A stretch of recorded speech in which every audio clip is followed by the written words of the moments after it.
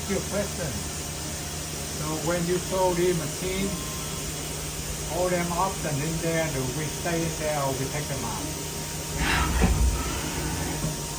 Programming. Programming, a fixture, or anything?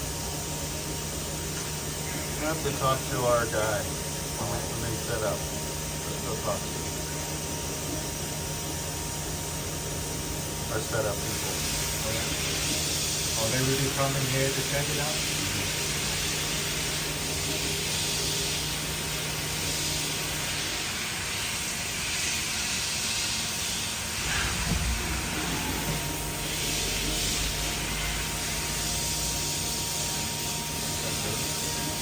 Want to do a tool thing?